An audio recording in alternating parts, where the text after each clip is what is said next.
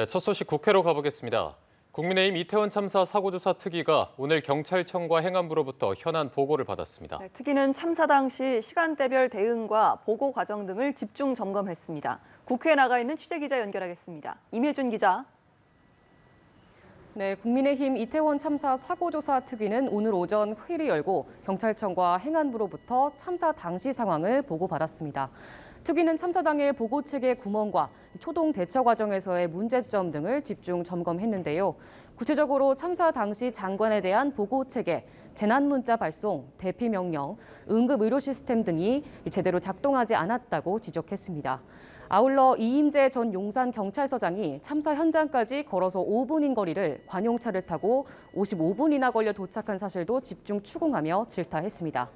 오늘 현안 보고를 토대로 특위는 오는 15일 이태원 참사 관할 지자체인 용산구청에 대한 현장 점검에 나섭니다. 이후 18일에는 안전대책 관련 전문가들과 사고 재발 방지 대책 마련에 몰두할 계획입니다. 네, 그리고 민주당은 국정조사와 특검 추진을 위한 범국민 서명운동에 나섰다고요. 네, 그렇습니다. 민주당은 오늘 낮 12시 반부터 이태원 참사 국정조사 추진을 위한 범국민 서명운동을 시작했습니다.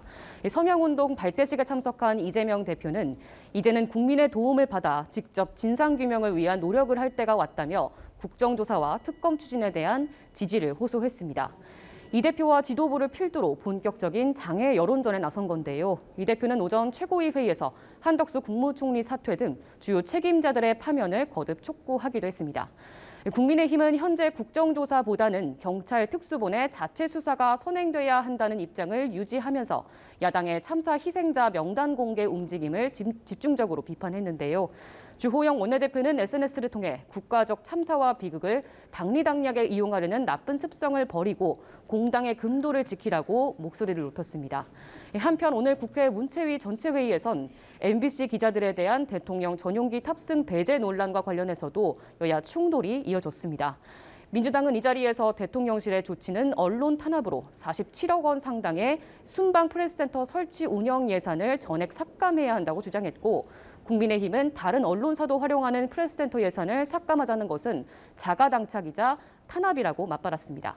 지금까지 국회에서 전해드렸습니다.